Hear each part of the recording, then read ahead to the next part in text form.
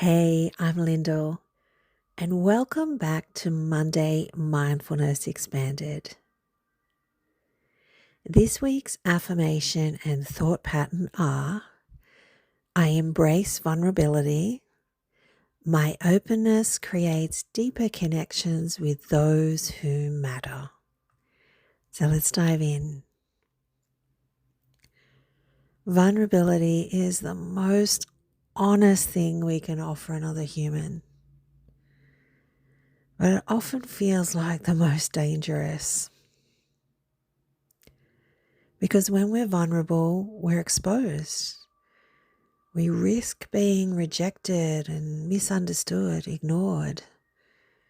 And for many of us, that has happened before, maybe even many times before. For people pleasers, high achievers, or those who've gone through trauma, vulnerability wasn't modeled as strength. It was a liability. You may have been told to toughen up, to get over it, to don't rock the boat or keep the peace.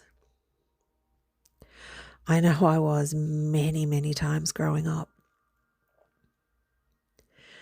But here's the deeper truth.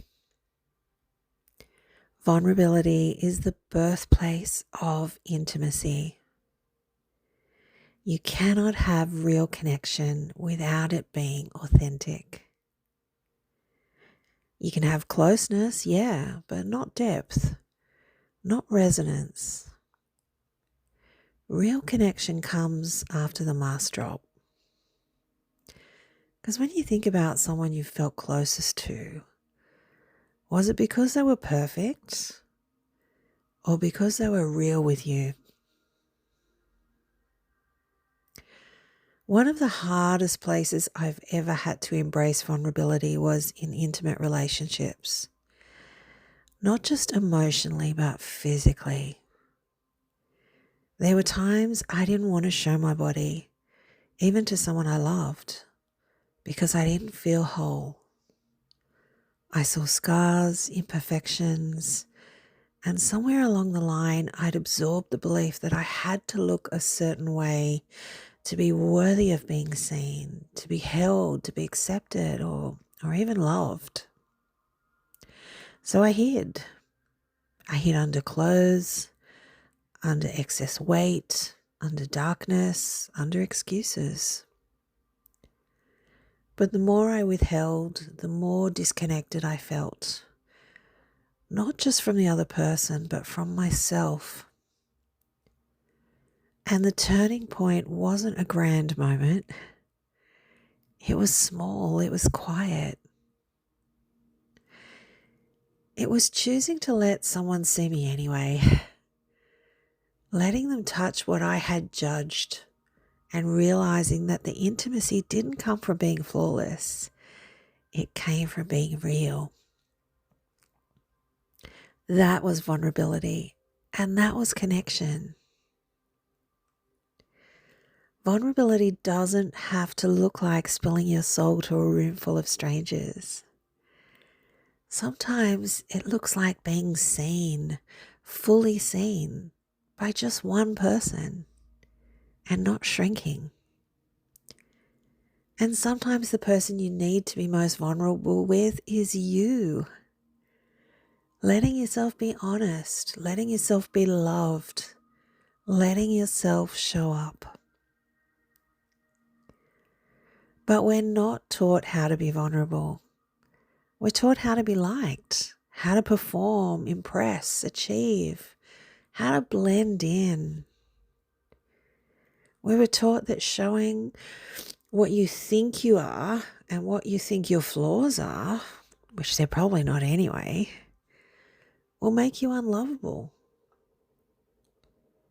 But vulnerability says, here's what's actually happening in me.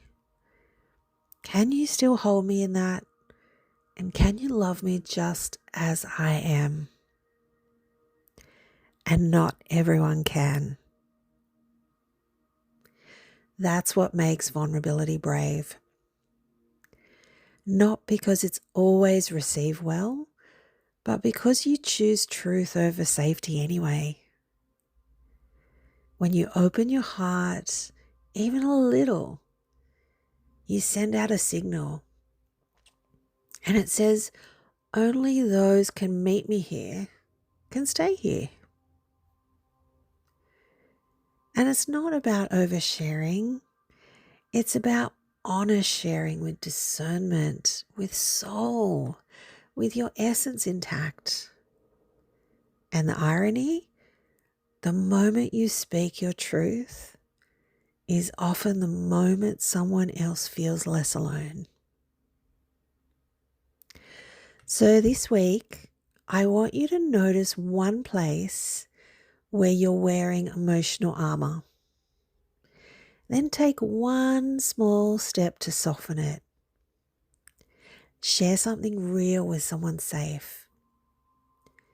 And it might sound like, I'm actually struggling with this now, or can I be honest about something I've been feeling? Or it might be as simple as, I'd love some support, or I need your help. And let that be enough. You don't need to script it. You don't need to control it. You don't need to manage it. You just need to stand in your truth. So if this resonated, come and find me on Instagram at I'm Stepping Into Me. And I'd love to hear what insights you discovered.